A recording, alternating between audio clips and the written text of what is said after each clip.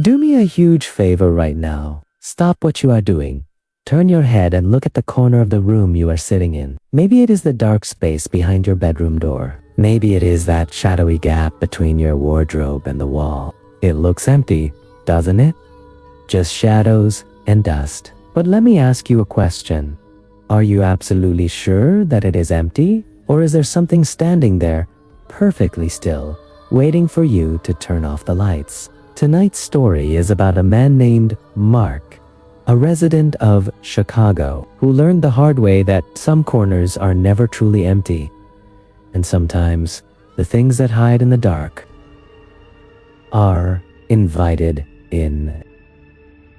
Mark was not a bad person. He was just a man who had been chewed up and spit out by life. It was a freezing November in Chicago. The wind howled through the cracks of his run-down apartment, a constant reminder of how far he had fallen. Within the span of 6 months, Mark had lost everything. His wife left him, taking the dog and the savings. His company downsized, leaving him unemployed. And now, the eviction notices were piling up on his kitchen counter like a monument to his failure. He was drowning in debt.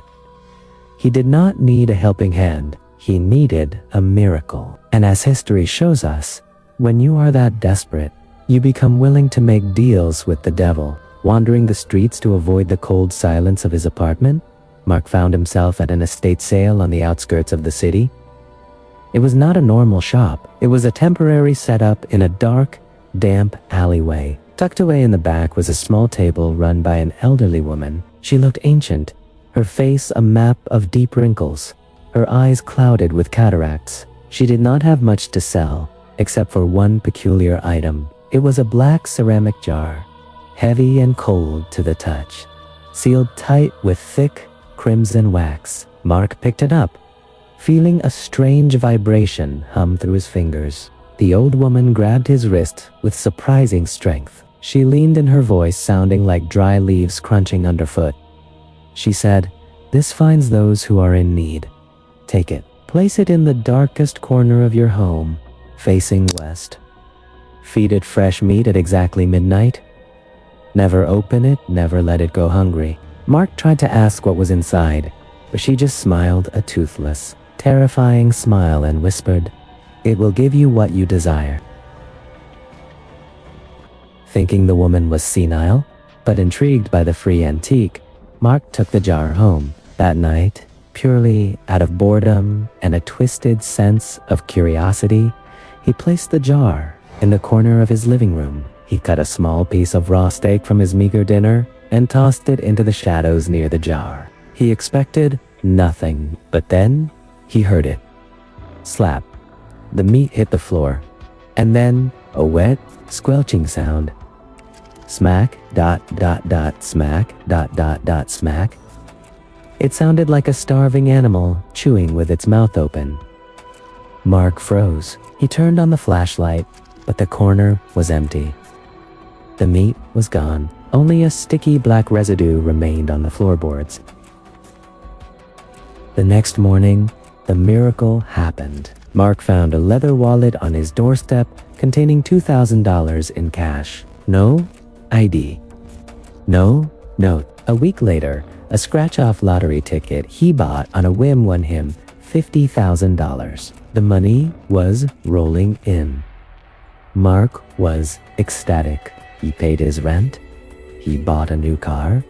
He upgraded his wardrobe. He thought he had hacked the system, but there is no such thing as free money. 3 weeks into the arrangement, the apartment began to change. No matter how much Mark cleaned, a foul smell permeated the air. It smelled like old copper pennies mixed with rotting garbage. The air in the apartment felt heavy, oppressive.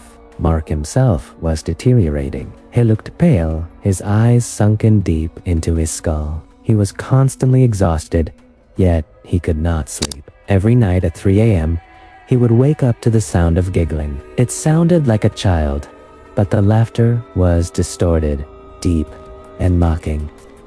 It was coming from the corner. The jar was no longer just sitting there. It seemed to be pulsing, breathing in the shadows. Then, came the night that changed everything. Mark had gone out to celebrate his newfound wealth and returned home late, drunk and careless. He stumbled into bed, completely forgetting the midnight ritual. At 12:05 a.m., he was jolted awake by a sound that made his blood freeze. It was a violent scratching, like nails being dragged across a chalkboard. Coming from the living room floor? SC Rich? Scratch? Mark ran into the living room. The jar was vibrating so hard, it was blurring. A voice, not from the room, but echoing directly inside his head, screamed. Hungry. Mark ran to the fridge. Empty. He had no meat. The scratching got louder, more aggressive. The shadows in the corner began to stretch out, reaching for him. In a panic, Mark grabbed a kitchen knife. He didn't think. He just reacted. He sliced his own palm and flung the drops of blood toward the jar. The moment the blood hit the ceramic, the room went silent. The heavy atmosphere lifted. The next morning, Mark's stock portfolio tripled in value. But Mark knew the truth. He was no longer the master. He was the livestock. Mark spent the next month as a prisoner in his own home. He was frail, looking like a walking skeleton. The entity demanded more blood every night. A few drops were no longer enough. It wanted ounces.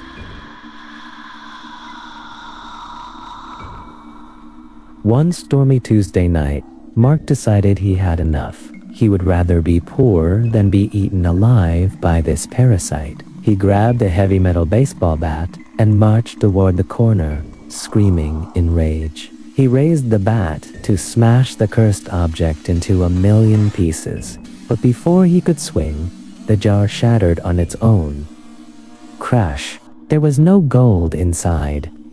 There were no bones. Instead, a thick, black smoke poured out of the shards. It swirled in the air, coalescing into a small, humanoid shape. It looked like a malnourished child, but its mouth stretched from ear to ear, filled with rows of needle-like teeth. Its eyes were glowing red orbs. It didn't attack him immediately. It simply tilted its head and whispered, "Contract expired." Then, the lights went out. The police performed a wellness check 3 days later. They found Mark's body huddled in that same corner. The coroner's report was baffling. Mark had died from acute blood loss, his body completely drained, yet there was no large pool of blood on the floor. There were no exit wounds, just the small cuts on his hands. The apartment was empty of valuables. The money was gone, but the strangest detail? The police report mentioned broken pottery shards scattered around the body. However, when the evidence was logged, the shards had vanished. Paranormal researchers call this entity the corner dweller. It is a parasitic spirit that feeds on greed and desperation. When its host dies, it doesn't vanish. It simply disguises itself as another objecton, old vase, a wooden box, or a doll, waiting for the next desperate soul to pick it up. So, the next time you are browsing through a thrift store or an estate sale, be careful what you bring into your home. If you find something that feels heavy, cold, and strangely compelling, put it back.